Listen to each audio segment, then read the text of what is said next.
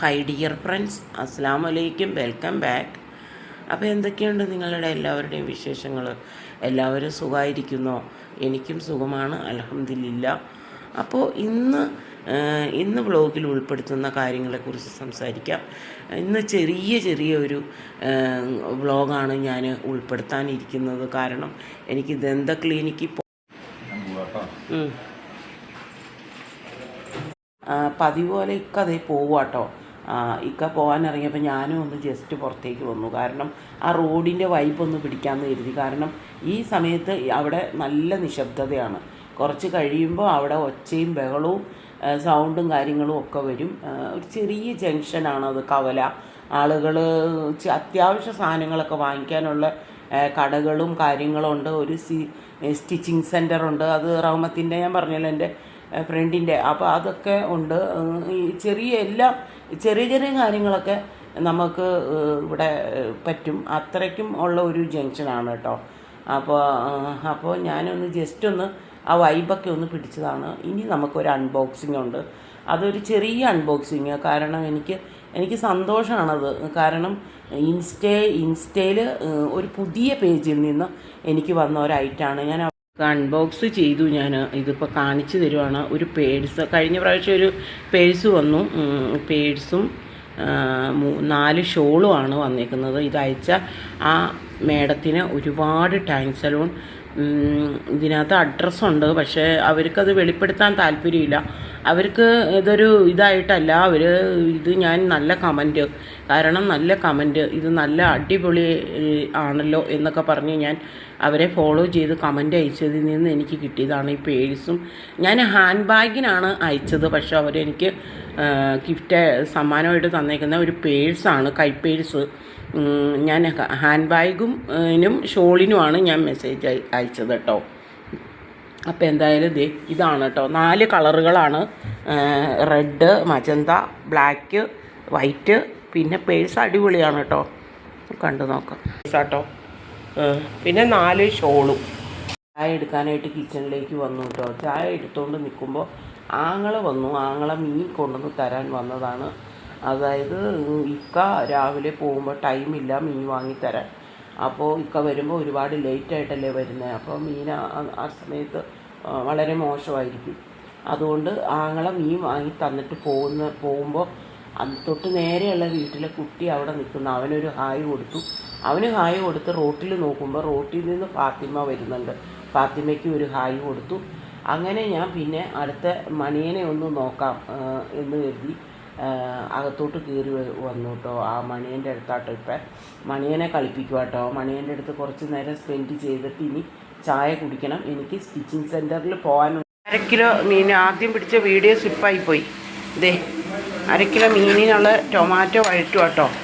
ഇനി നമുക്ക് അരപ്പ് ചേർത്ത് കൊടുക്കാം. 1/2 കിലോ അയല കഴുകി വൃത്തിയാക്കി വെച്ചേക്കണതാണ്. അപ്പോൾ ഇത് അരപ്പ്.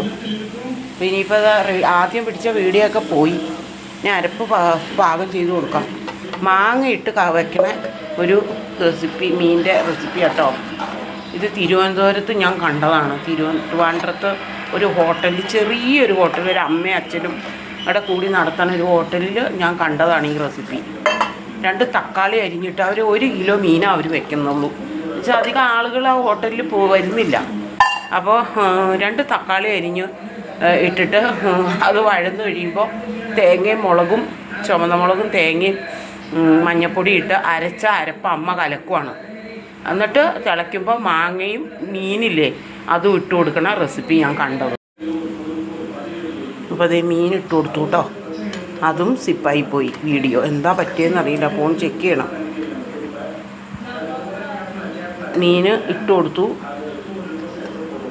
നമ്മൾ എല്ലാം ചേർത്തു മീനിൽ. മാങ്ങയും മീനും ചേർത്തു. അയല മീനാട്ടോ, മീനും അയലയും.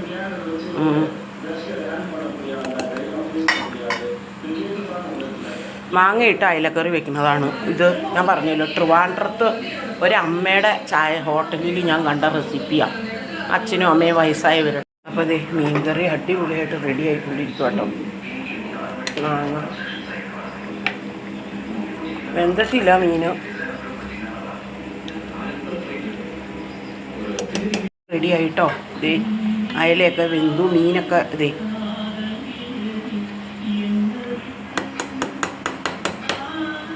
അടിപൊളിയായിട്ട് കറി റെഡിയായി. അപ്പോൾ ഇതൊരു കുഞ്ഞു റെസിപ്പിയാണ് കേട്ടോ.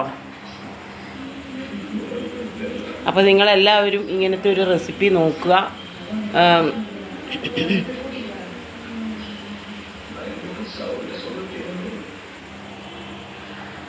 വന്നിട്ടുണ്ട്. അപ്പോൾ ഞങ്ങൾ ദന്ത ഹോസ്പിറ്റലിലേക്ക് പോകാൻ ഇറങ്ങുവാണ്. ആങ്ങളയുടെ കൂടെയാണ് അവിടെ പോയിക്കൊണ്ടിരിക്കുകയാണ് കേട്ടോ.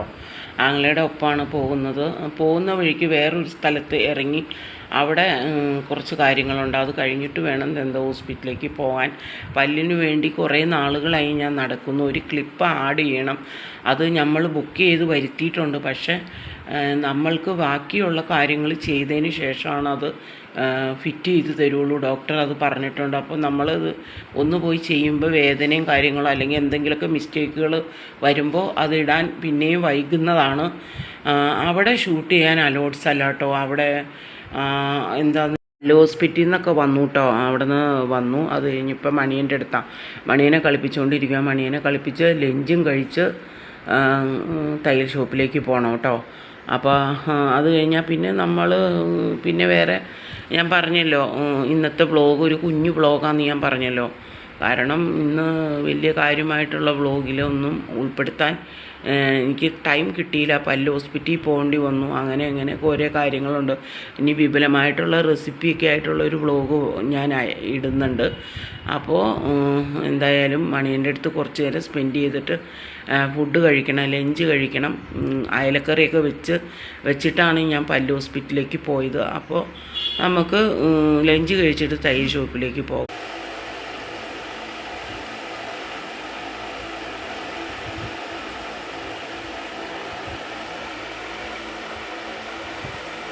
ഷോപ്പിലെത്തിയിട്ടോ. അപ്പോൾ ഇവിടെ ഞാൻ കുറച്ച് തയ്ക്കാൻ മെറ്റീരിയൽസുകൾ തയ്ക്കാൻ കൊടുത്തിട്ടുണ്ടായിരുന്നു. അപ്പോൾ എൻ്റെയാണ് ഈ സ്റ്റിച്ച് ചെയ്തുകൊണ്ടിരിക്കുന്നത്. അപ്പോൾ പിന്നെ ഇവിടെ കുറേ മെറ്റീരിയൽസുകൾ വന്നിട്ടുണ്ട് അജ്രക്കിൻ്റെ. കഴിഞ്ഞ ദിവസം വന്നപ്പോൾ ഞാൻ എടുത്തിട്ടുണ്ടായിരുന്നു. വീണ്ടും അത് തീർന്നതുകൊണ്ട് വീണ്ടും കൊണ്ടുവന്നു. ഇവിടെ നല്ല അടിപൊളി മെറ്റീരിയൽസ് ആട്ടോ. നല്ല മോഡൽസുകളാണ്. അജ്രക്കിൻ്റെ പുതിയ മോഡൽസുകൾ ഇറങ്ങിയിട്ടുണ്ട്. പിന്നെ ഷാൾ വിത്ത് നൈറ്റികൾ അങ്ങനെ എല്ലാം ഇവിടെ കൊണ്ടുവന്നിട്ടുണ്ട്. അപ്പോൾ നമുക്ക് വേണ്ടവർക്ക് അതെടുത്ത് ഇവിടെ തന്നെ സ്റ്റിച്ച് ചെയ്യിപ്പിക്കാം. അതാണ് ഇവിടുത്തെ ഒരു പ്രത്യേകത. നമ്മൾ ഐറ്റം വാങ്ങി നമ്മൾ പുറത്തേക്ക് കൊണ്ടു കൊടുക്കണ്ട, ഇവിടെ തന്നെ സ്റ്റിച്ച് ചെയ്ത് കിട്ടും. അപ്പം ഞാൻ കുറച്ച് നേരം വെയിറ്റ് ചെയ്യാൻ പറഞ്ഞു. കാരണം എൻ്റെ തയ്യൽ ഷോപ്പിൽ വെയിറ്റ് ചെയ്യുക കേട്ടോ. എൻ്റെ നൈറ്റി തീർന്നിട്ടില്ല, അങ്ങനെ വെയിറ്റ് ചെയ്യാണ്. അപ്പോൾ ഇന്നത്തെ വീഡിയോ ഇവിടെ കൊണ്ട് വൈൻഡപ്പ് ചെയ്യുകയാണ്. നമ്മുടെ ഗിവ് അവേ വിന്നറെ ഞാൻ എന്നാണ് നറുക്കെടുപ്പിലൂടെ ഇതുപോലത്തെ ആദ്യത്തെ പോലെ തന്നെ നറുക്കെടുപ്പിലൂടെ വിജയി അനൗൺസ് ചെയ്യും. അതെല്ലാം ഞാൻ എൻ്റെ സ്റ്റാറ്റസിലായിരിക്കും ആദ്യം അപ്ലോഡ് ചെയ്യുന്നത്. എന്നാണ് 150 സബ്സ്ക്രൈബേഴ്സിന് ശേഷം എന്നാണ്, എവിടെ വെച്ചാണ്, എങ്ങനെയാണെന്നൊക്കെ ഞാൻ സ്റ്റാറ്റസിലൂടെ അറിയിക്കും. നമ്മൾക്ക് എല്ലാവരെയും വിളിച്ചറിയിക്കാൻ പറ്റില്ല എല്ലാ കാര്യങ്ങളും. അപ്പോൾ നിങ്ങൾ എല്ലാവരും ഈ സ്റ്റാറ്റസ് കണ്ടിട്ട് മിസ്സാവാതെ കാണുക. എന്നിട്ട് നിങ്ങൾക്ക് നറുക്കെടുപ്പിൽ വന്ന് പങ്കുചേരണമെങ്കിൽ വരാൻ കേട്ടോ. അതിലെനിക്ക് സന്തോഷം മാത്രമേ ഉള്ളൂ. അപ്പോൾ ഇന്നത്തെ വീഡിയോ ഇത്രയൊക്കെ ഉള്ളൂ. ഞാൻ വൈൻഡപ്പ് ചെയ്യുകയാണ്. എല്ലാവർക്കും നാളെ നല്ലൊരു വീഡിയോ